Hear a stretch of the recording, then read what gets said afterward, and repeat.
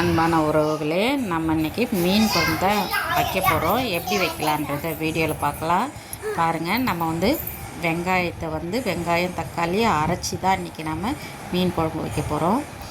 வெங்காயம் தக்காளி, கொஞ்சமாக மிளகு, கொஞ்சமாக ஜீரகம், தேங்காய், துருவின தேங்காய், பூண்டு, இது எல்லாத்தையுமே நம்ம வதக்கி நம்ம அரைச்சி எடுத்துக்கலாம்.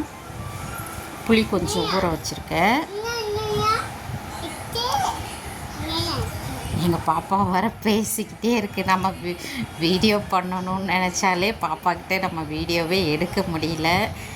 ஆமாம், இந்த தேங்காவெலாம் நல்லா வதங்கினாதாங்க அந்த குழம்பு நல்ல டேஸ்ட் எடுத்து கொடுக்கும். அதேமாரி மிளகும் ஜீரகமும் சேர்த்துக்குங்க. இந்த மாதிரி குழம்பு வைக்கும்போது இது செட்டிநாட்டு மீன் குழம்பு நல்லா அருமையாக இருக்கும். பாருங்கள், புளியை நல்லா சும்மா ஒரு நெல்லிக்காய் சைஸுக்கு தான் புளி எடுத்துருக்கேன். அதனால் புளியை நல்லா கரைச்சி வச்சுக்குவோம். பாருங்கள், பக்கத்தில் கனவாவும் வாங்கி வச்சுருக்கேன். அதையும் செய்யணும். ட்ரையாக செய்ய சொல்லியிருக்காங்க என் மக, அதனால் ட்ரையாக செய்யணும். இதை நல்லா வதக்கியாச்சு. பாருங்கள், நல்லா வதக்கியாச்சு. இப்போ போய் நம்ம இதை அரைச்சி எடுத்துகிட்டு வந்துடுவோம். இதுலேயே கொஞ்சம் நம்ம மிளகாத்தூள், நம்ம எப்போதும் குழம்புக்கு மிளகாத்தூள் சேர்ப்போம் இல்லைங்களா, அந்த மிளகாத்தூளும் நம்ம இதில் சேர்த்துக்கலாம். சேர்த்து அரைச்சியாச்சு. பாருங்கள், இப்போ நம்ம தாளிச்சிடலாம். எண்ணெயை ஊற்றியாச்சு, வெந்தயமும் போட்டுட்டேன். கம்முனரு பாப்பா, கம்முனரு. கருவேப்பிலை போட்டாச்சு. பாருங்கள், கொஞ்சமாக ஏன்னா நம்ம வெங்காயம் தக்காளி அதில் சேர்த்து நம்ம அரைச்சதுனால இப்போ நம்ம கொஞ்சமாக பூண்டு தட்டி வச்சுருந்து, வெங்காயமும் கொஞ்சமாக நம்ம ஒரு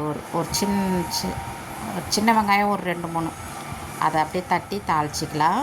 இப்போ நம்ம அரைச்சி அடித்த வெங்காய தக்காளி எல்லாத்தையும் இதிலேயே ஊற்றி நம்ம நல்லா கொஞ்சம் அந்த எண்ணெய் பிரிஞ்சு வர்ற அளவுக்கு நம்ம கொஞ்சம் வைப்போம். அந்த எண்ணெயிலே கொஞ்சம் அந்த மசாலா கொஞ்சம் கொதிக்கணும். கொதிச்சா நல்லாயிருக்கும். பாருங்கள், ஒரு பபிள்ஸ்லாம் வருது. இப்போ நம்ம புளி தண்ணியை ஊற்றி அதை சரி பண்ணிக்குவோம். இப்போ தேவையான அளவு உப்பு சேர்த்துக்கலாம். தேவையான அளவு தண்ணி சேர்த்து நம்ம மூடி போட்டு வச்சாச்சு. நம்ம மீன் குழம்பு மாங்காவும் சேர்த்துட்டோம்.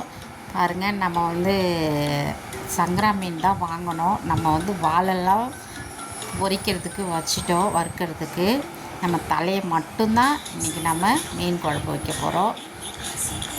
பாருங்கள்,